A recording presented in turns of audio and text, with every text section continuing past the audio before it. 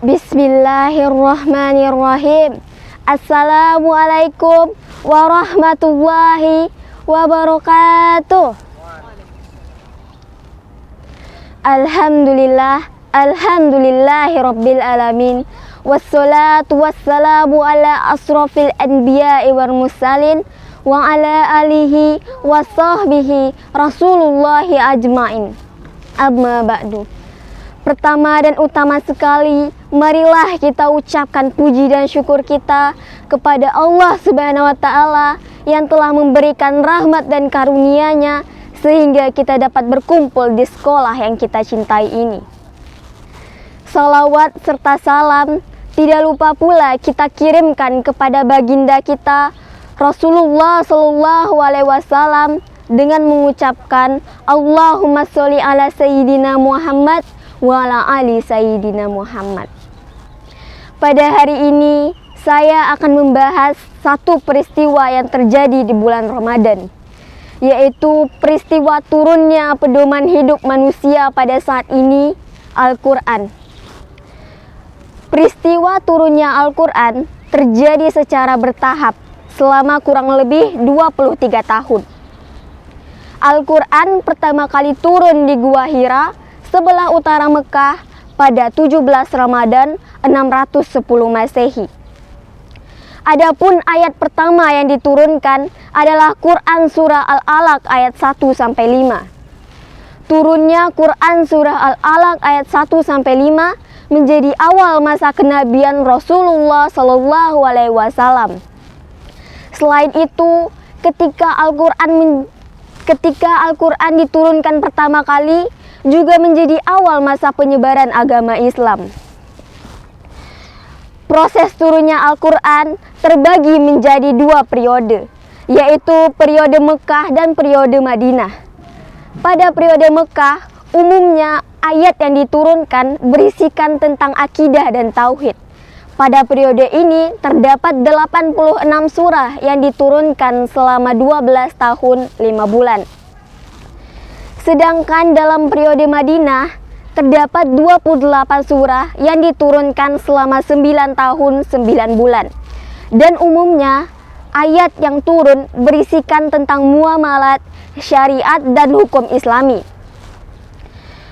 Peristiwa turunnya Al-Quran juga tercantum di dalam Al-Quran, tepatnya pada Quran surah Al-Baqarah ayat 185. Bismillahirrahmanirrahim. Syahrul Ramadan alladzi unzila fihil Qur'an.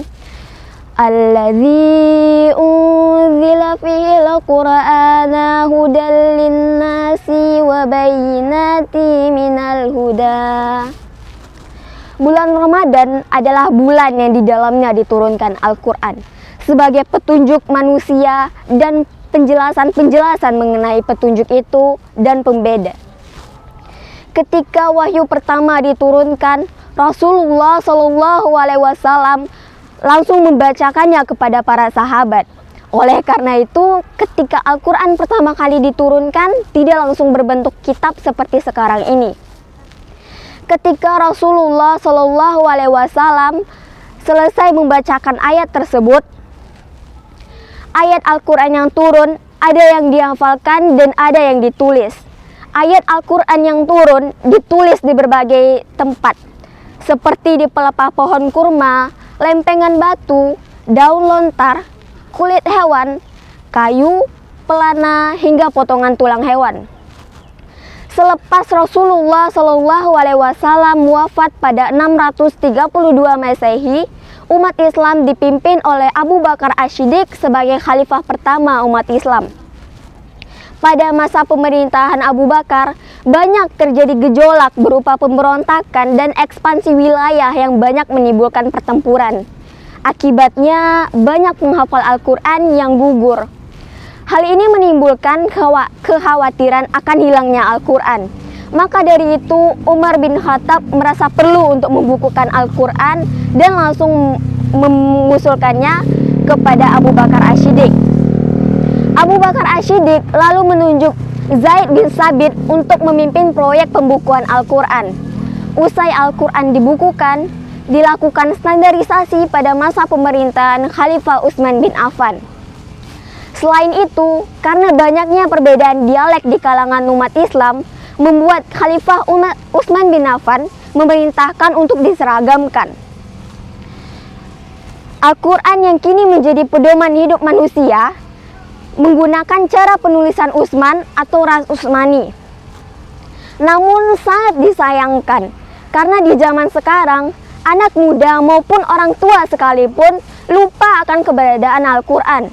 Padahal Al-Quran itulah yang akan membantu kita di dunia baik di akhirat nanti. Maka dari itu, marilah kita lebih mendekatkan diri kepada Allah Subhanahu wa Ta'ala melalui Al-Quran dengan membaca, menghafalkan, dan mengamalkannya dimanapun dan kapanpun. Baiklah, mungkin itu yang dapat saya sampaikan pada hari ini. Jika ada kesalahan ataupun ada kata-kata saya yang kurang berkenan, mohon dimaafkan. Saya akhiri kultum saya pada hari ini dengan mengucapkan Alhamdulillahirabbil alamin. Wabillahi taufiq wal hidayah. Wassalamualaikum warahmatullahi wabarakatuh.